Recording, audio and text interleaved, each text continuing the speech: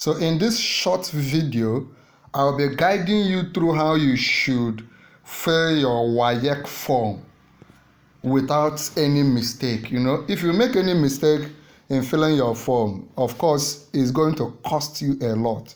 So in this short video, let me just guide you. It's just a simple thing. Whether you are writing it as WAEC or you are writing it as WAEC GCE, or whether you are writing NECO, it's basically almost the same. So just follow me. First you need to get is your name.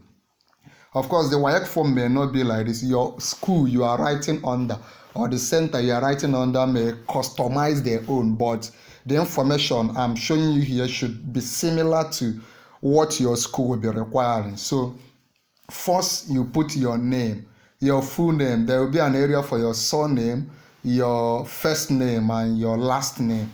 So it's always good you put 3 names, right? Then you need to indicate your gender, whether you are male or female. If there is any form of disability like blindness, you are dumb, and any form of disability, physical disability, you put it down. Your marital status, that one is if you are writing this as GCE. But normally, if it is normal school owned, there is no need for marital status.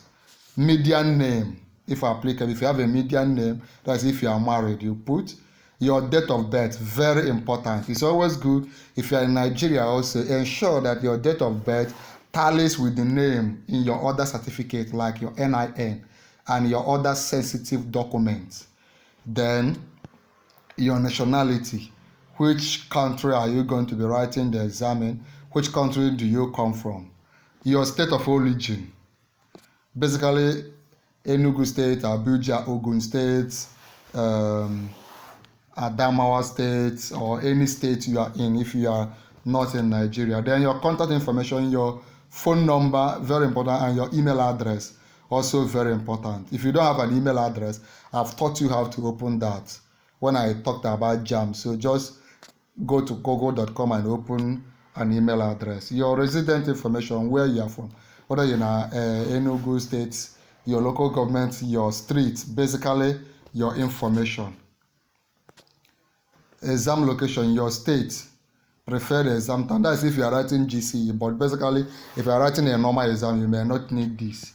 Then very important is your exam subject. English and Maths is compulsory, so that is not optional. There are 9 subjects. So after English and Maths, you then choose 7 other subjects. You can see all the subjects there. So if it is not like this, you can write them down or you can tick them, right? Once you do this, then you have filled your WAEC form. Basically, then your passport, your recent passport is also very important. If you are writing in a school, you put your passport where you are wearing your school uniform.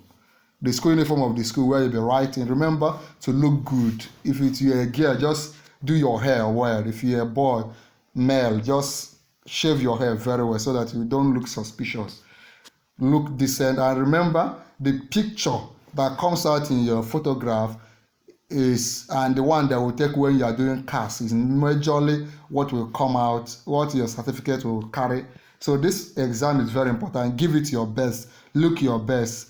Pay attention when you are filling the form. If you have any question concerning which subjects to write, let me know. If you want me to send you past questions or syllables free of charge, I can do it for you. Just subscribe to our YouTube channel, Noble Tutorials. Once you subscribe, come under this video and tell me you have subscribed. Thank you so much.